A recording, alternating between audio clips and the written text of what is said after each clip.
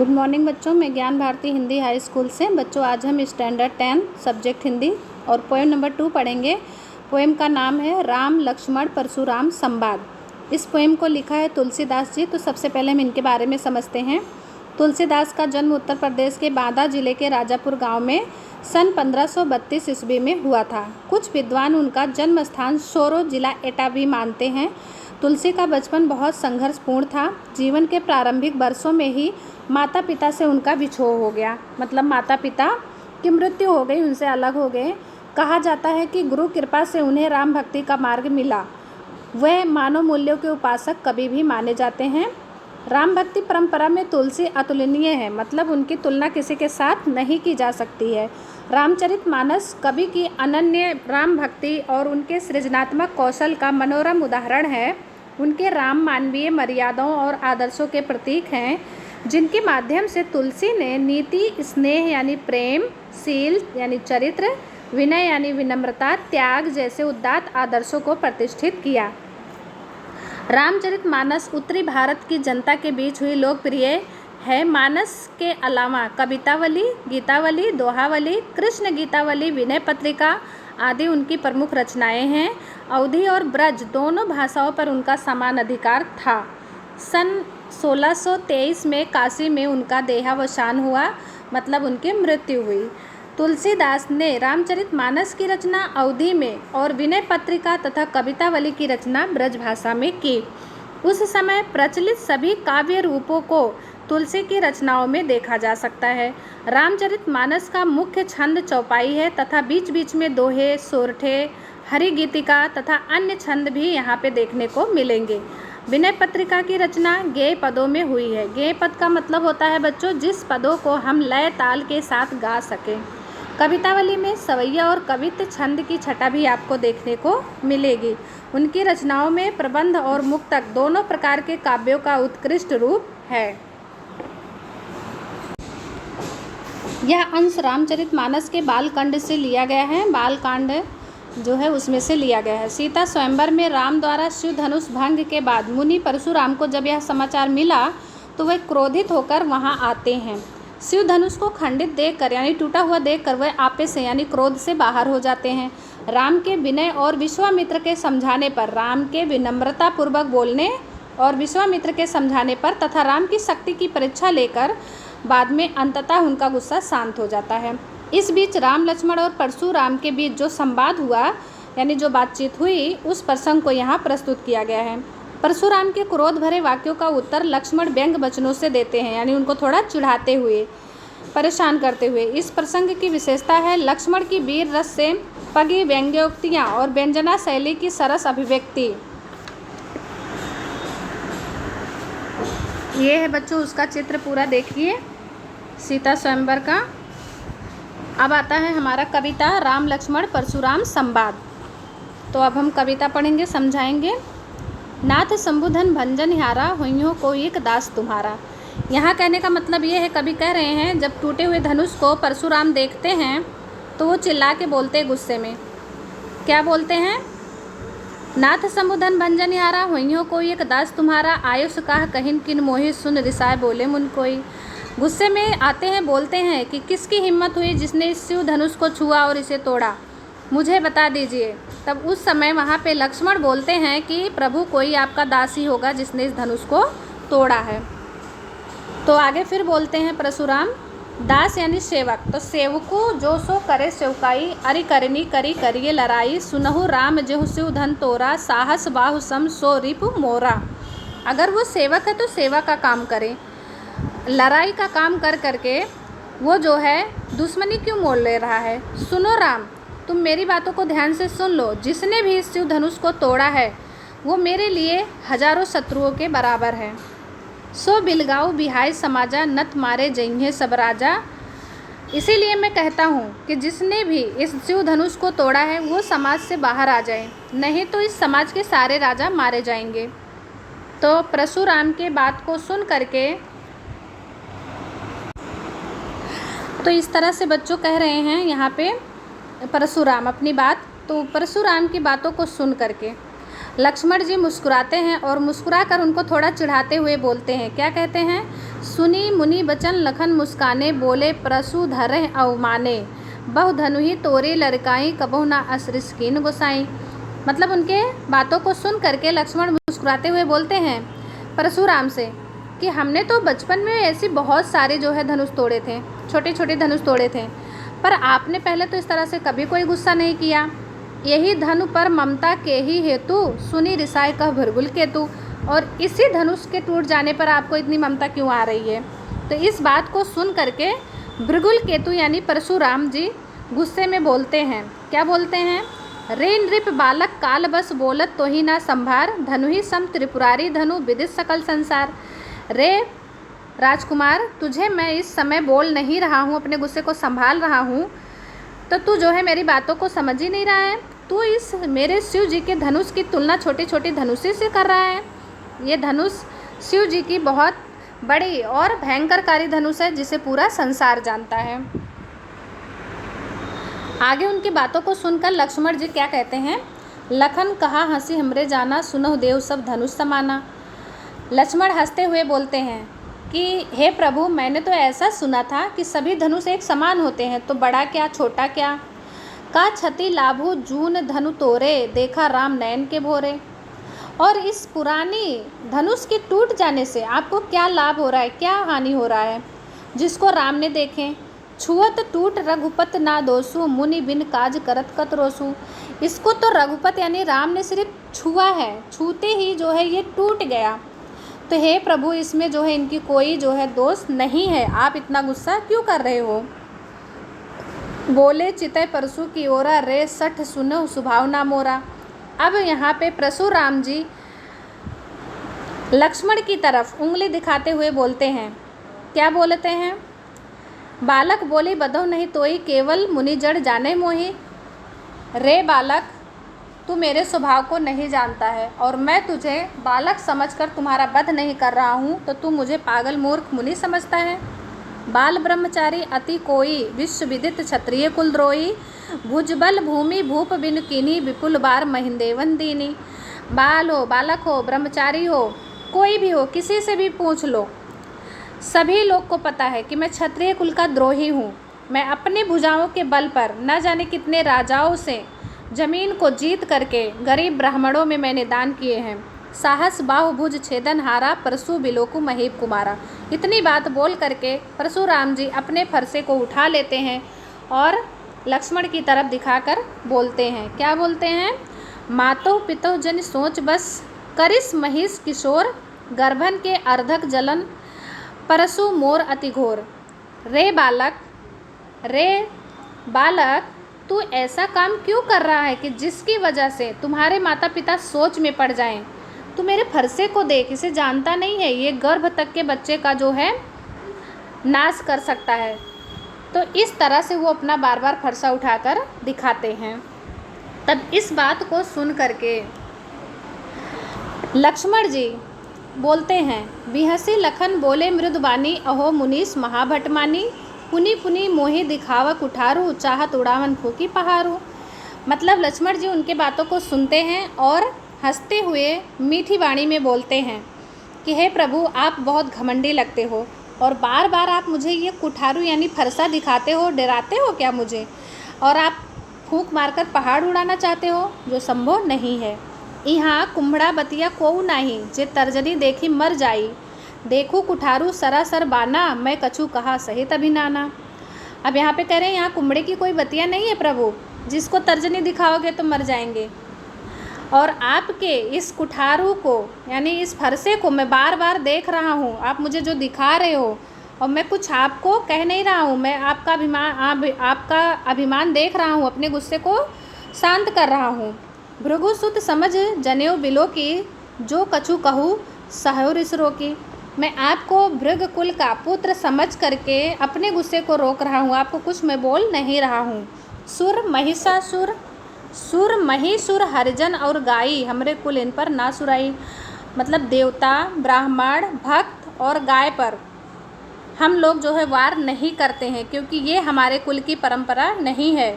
बधे पापू अपकीरत हारे, मारतहूँ पा परे तुम्हारे। ना हम आपसे हार सकते हैं और ना हम आपको मार सकते हैं। दोनों ही सूरत में हमारा ही हार होगा और हमें ही पाप लगेगा। कोटि कुलस सम वचन तुम्हारा, व्यर्थ धरऊँ धनु बाण कुठारा। तो तुम्हारा तो ये जो बोली है वही करोड़ों करोड़ों जो है बाण के समान है। तुम बिना काम के मुझे बार बार अपना ये फरसा दिखाते हो।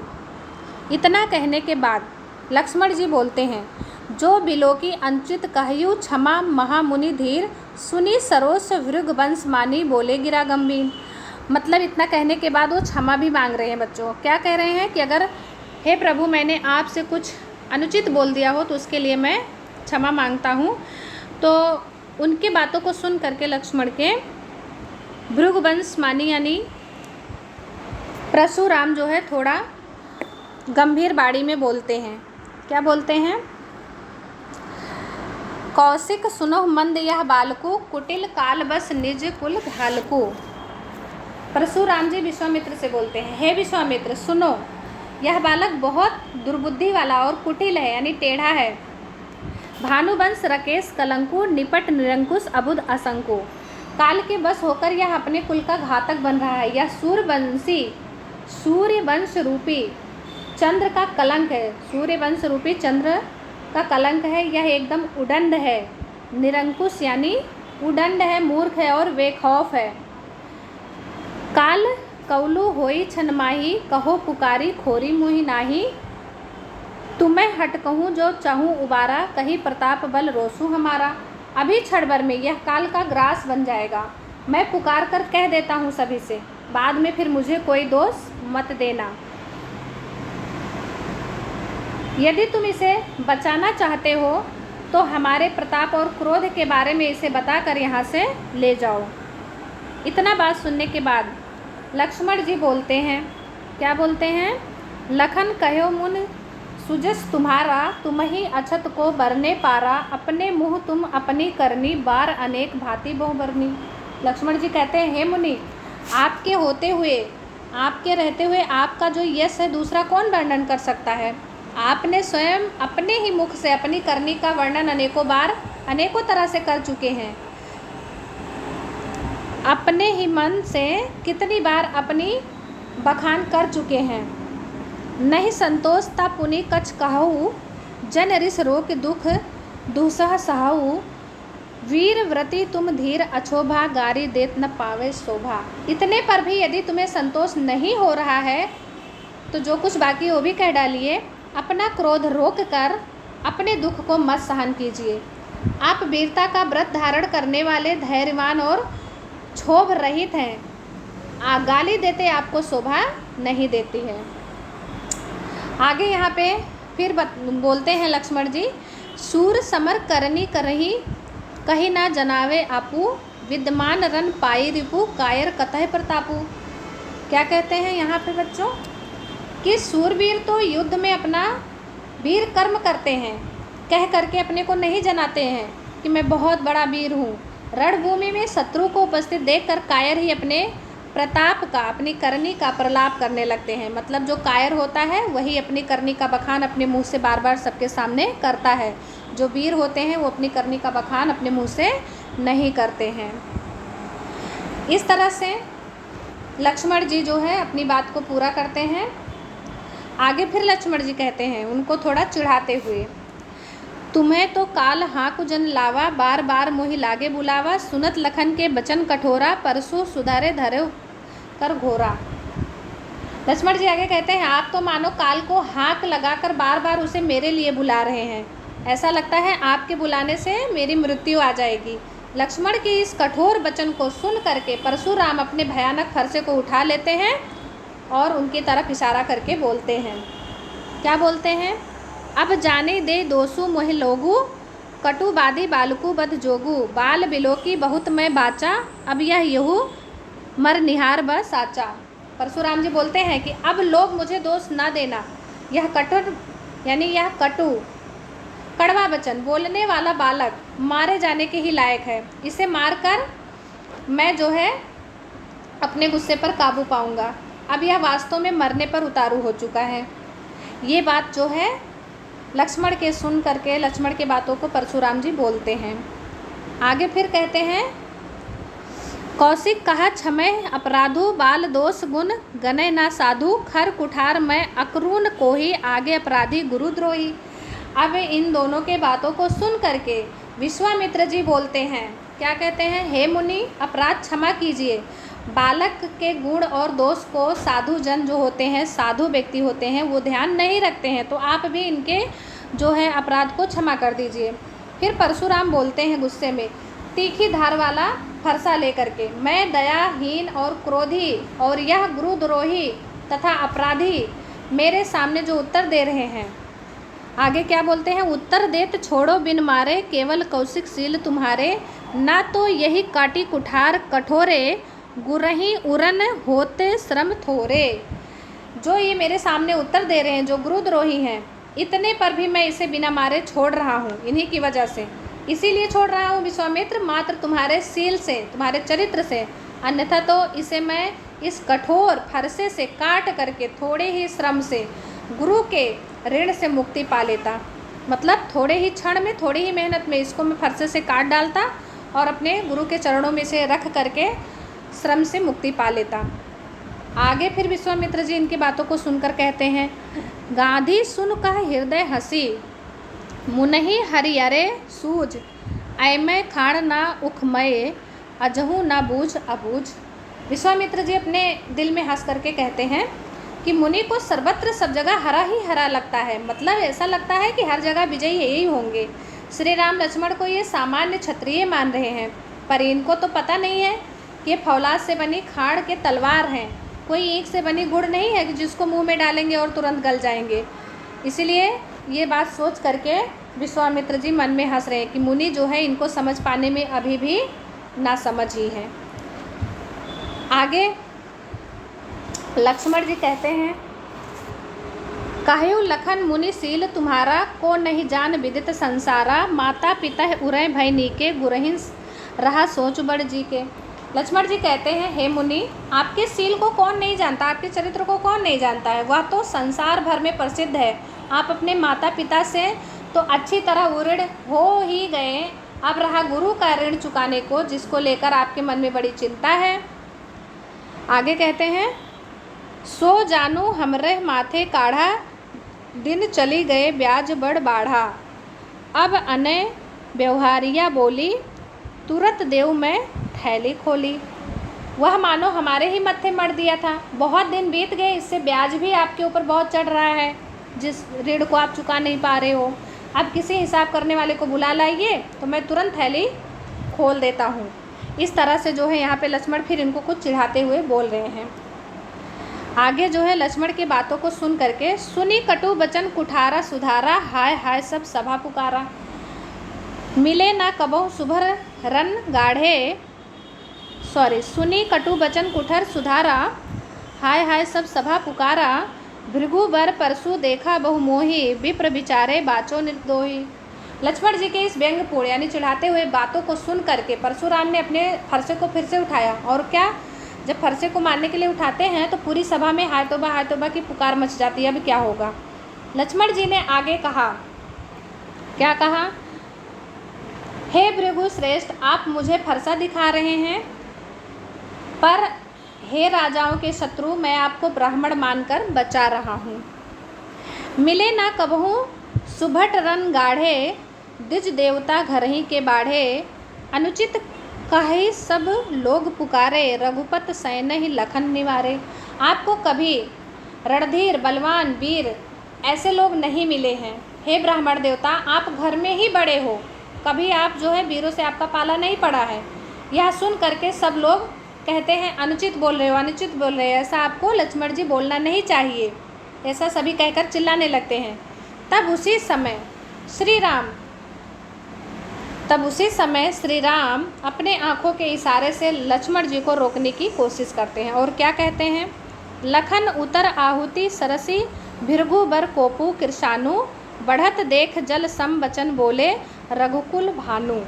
लक्ष्मण जी के उत्तर से आहुति के समान जल रहे परशुराम के क्रोध रूपी अग्नि को बढ़ते देखकर राम जी जो है वो जल के समान शीतल वचन बोलते हैं। तो बच्चों ये था पूरा भावार्थ।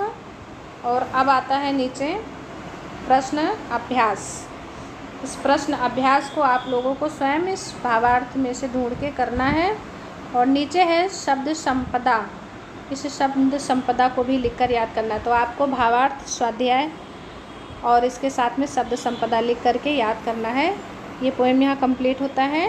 Okay, thank you.